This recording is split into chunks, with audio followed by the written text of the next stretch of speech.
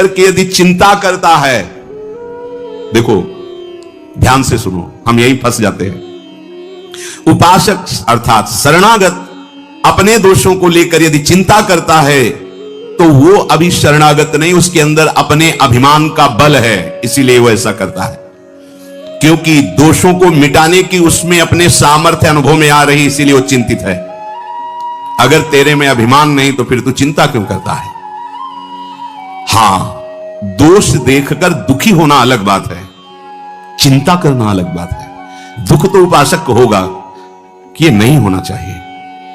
एक क्षण आया, बस राधा राधा राधा, मैं तो दूर कर ही नहीं पा रहा हूं और ना कर पाऊंगा तो समय क्यों नष्ट करूं? राधा वल्लभ श्री हरिवंश, राधा वल्लभ श्री हरिवंश। अंदर से उसे दुख होगा, पर वो ये चिंता नहीं करेगा मेरा कल्याण होगा कि नहीं, ये दोष है पता नहीं, ये सब व्यास भरोसे कुंवर के। बिल्कुल ये बात बैठ जाएगी उसी के हृदय में जिसका काम बनना है इस जन्म में, नहीं तो सुनकर के भी आप इसे गंवा देंगे।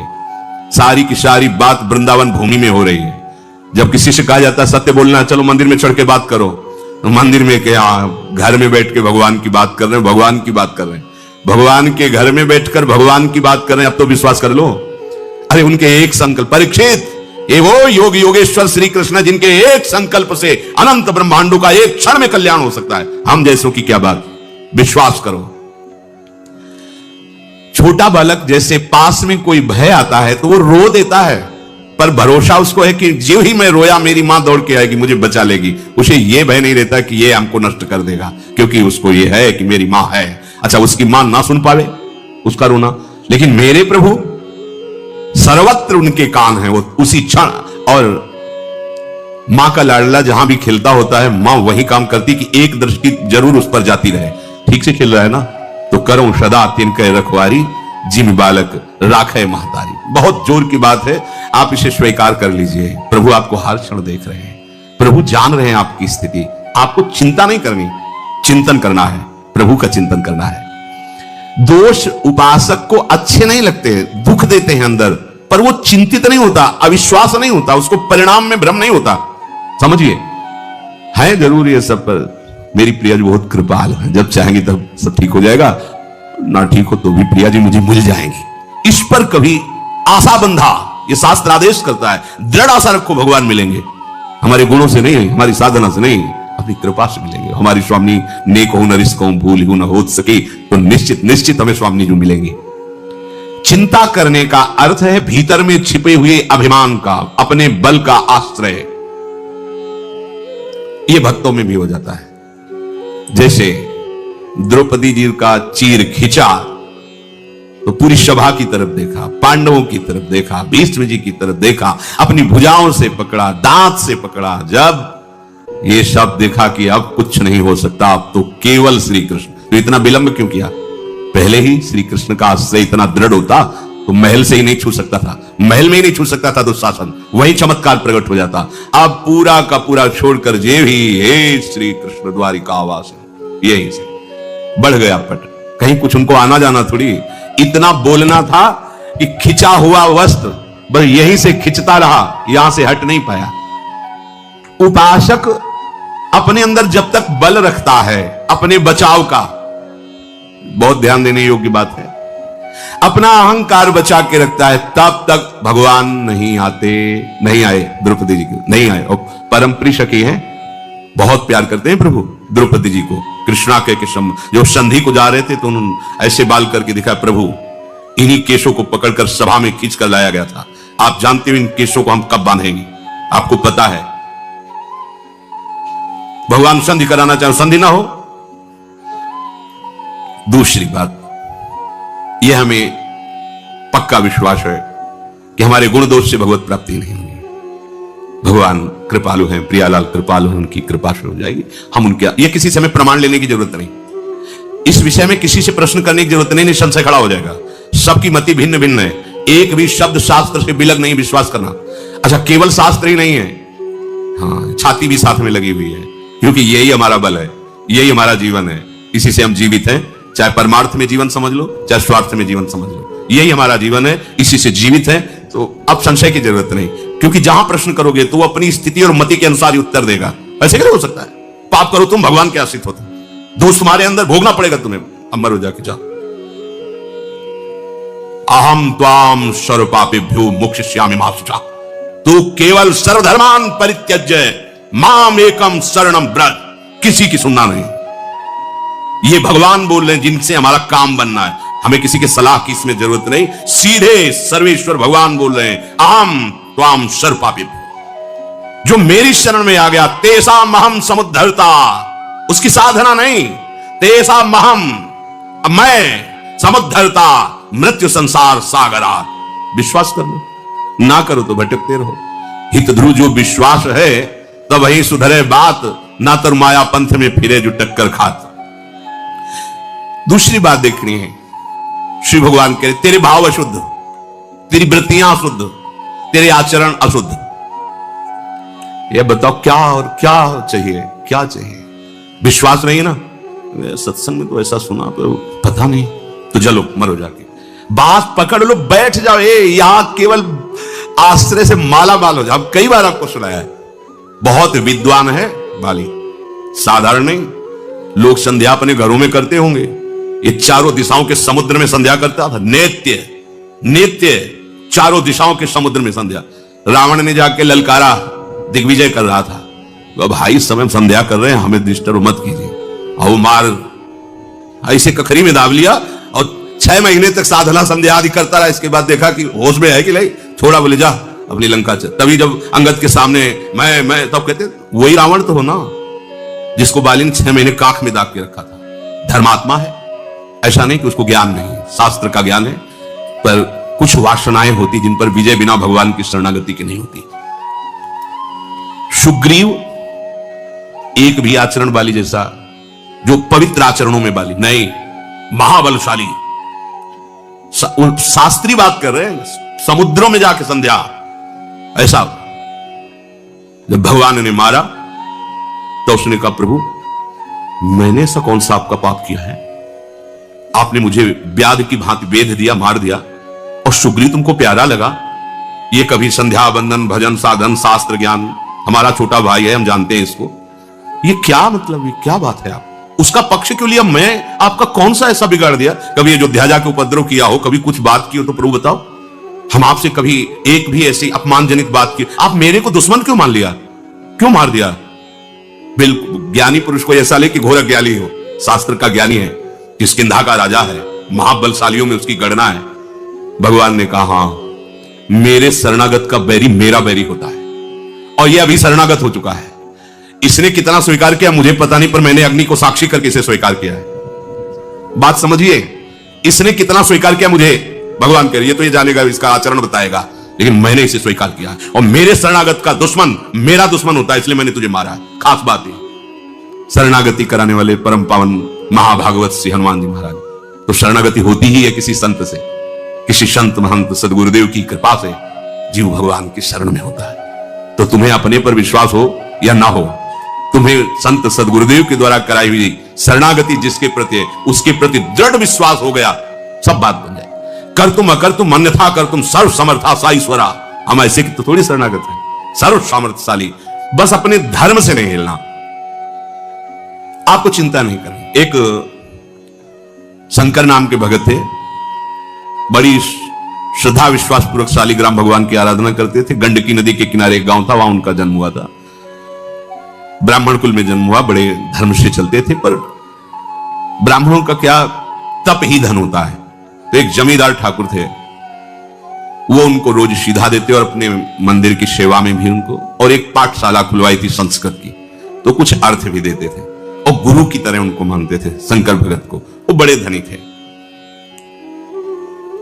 उनको एक दिन मकान बनवाने के लिए जमीन खोद रहे थे, तो सोने का कलश मिला। जमींदार जो धर्मात्मा पुरुष धर्म करते रहते हैं, तो ये सब ऐश्वर्य धन उनके पास जाने लगता है, क्योंकि उससे जगत मंगल होता है।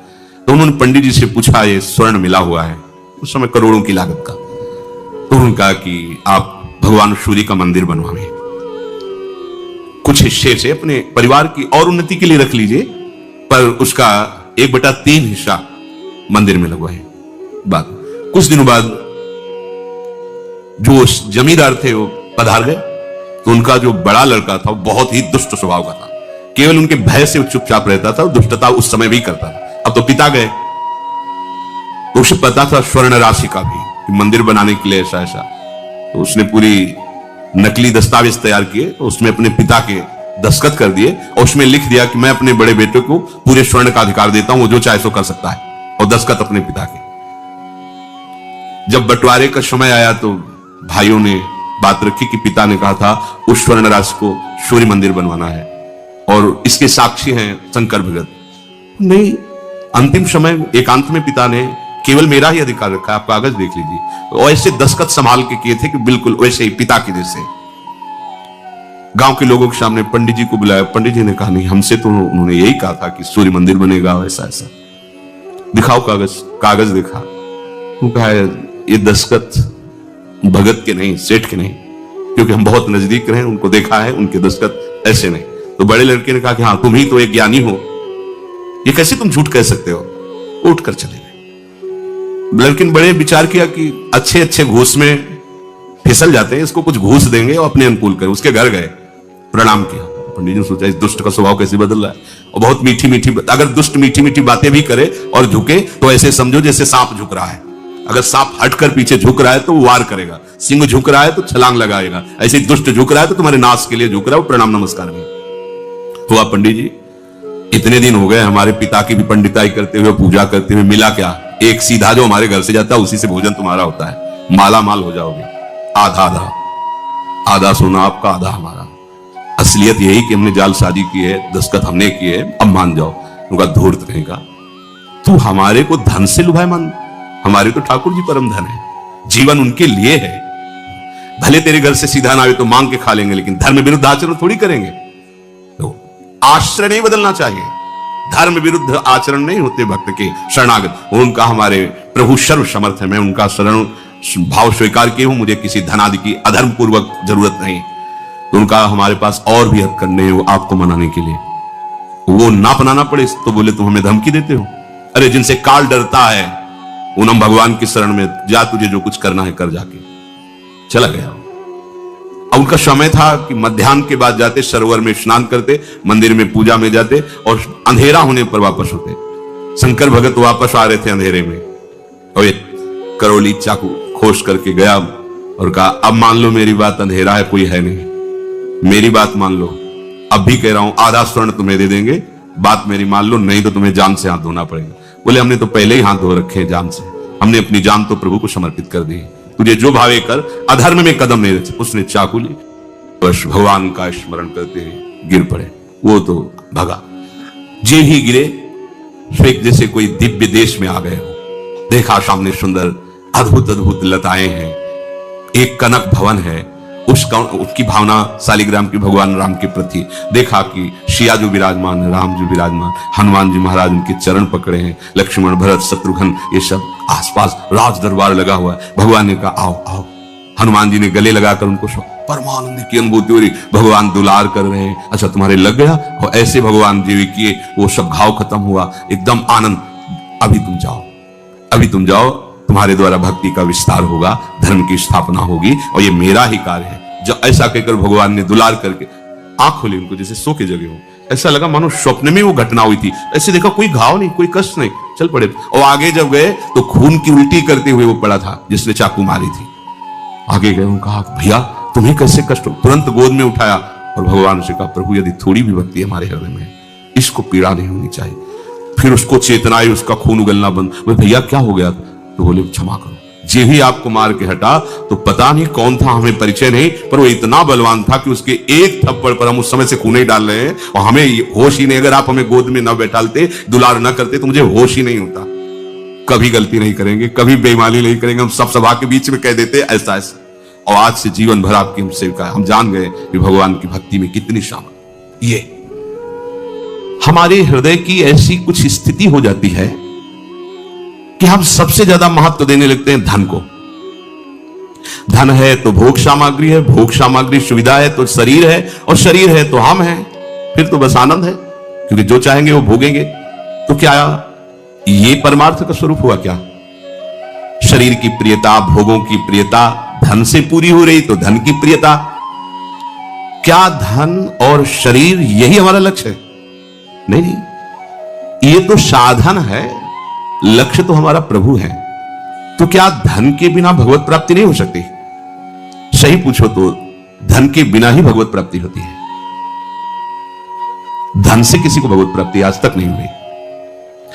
धन से किसी को भगवत प्राप्ति, धन से संबंध हटाया, त्याग किया तो उनको भगवत प्राप्ति। जिस धन को अपना माने थे उस धन का त्याग किया, वो चाहे किसी सेवा निमित्त से या कैसे भी, उससे अपनापन हटाया। जहां धन का त्याग हुआ वहीं भगवत प्राप्ति की योग्यता आती जाती। जहां धन को अपना माना वो भगवत प्राप्ति की योग्यता खो देगा। ये अंदर की बात है। प्रभु को तुम अपना मानते हो या धन को अपना मानते हो, परिवार को अपना मानते हो, भोगों को अपना मानते हो, ये देखना होगा। नहीं तो जबान से कहोगे मैं प्रभु की शरण में हूं, अभी हम ठीक नहीं हो रहे हैं, वहां हमारे अंदर विकार है, हमारे अंदर अशांति, बड़ी परेशानी तुमने जमा कर रखी है, वो भी वो हटा देंगे। आओ शरणागत हो, वो हटा देंगे। रोना चिल्लाना मत, चुप रहो, वो हटा देंगे। उनको जो अच्छा लगेगा वही रखेंगे, नहीं हटा देंगे। तुम्हारे सोचने की जरूरत नहीं पड़ेगी, तुम तो केवल ऐसे हो जाओ। पर हम ऐसे होते कहां हैं? वो एक जगह स्वाध्याय करते हुए उसमें पढ़ा था कि अगर आपका